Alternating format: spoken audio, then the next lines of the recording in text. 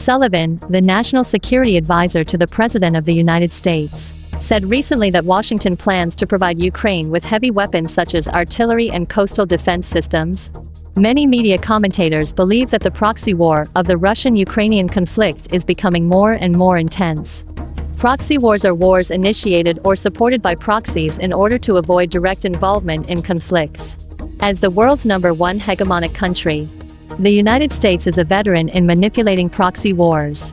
The cost of the United States provoking contradictions between Russia and Ukraine and making Ukraine its own anti-Russian proxy is not much. According to statistics, since the beginning of fiscal year 2015, the average annual U.S. military aid to Ukraine has exceeded $230 million. After 2019, it has risen to more than $300 million. The U.S. military spent $4.8 billion in Afghanistan in 2019 alone. Compared with the two, it is very cost-effective to find an agent. And the hidden benefit of this approach is that it will never become a bleeding wound in America, but rather a blood-sucking mouth. The strategic benefits of turning Ukraine into an anti-Russian proxy for the United States are also clear. The United States has inherited an Anglo-Saxon-style international political cunning gene.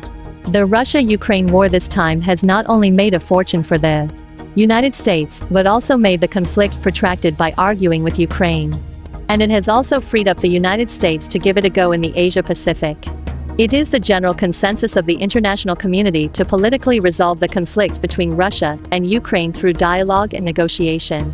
What is intriguing is that when the recent rounds of negotiations were just beginning to dawn, the United States immediately encouraged its allies to wave their flags and shout for more aid. In just 1.5 months, $1.35 billion of military aid was received. And all kinds of arms continue to enter Ukraine. The existing position has been adjusted again and again. And the prospect of negotiations has always been confusing.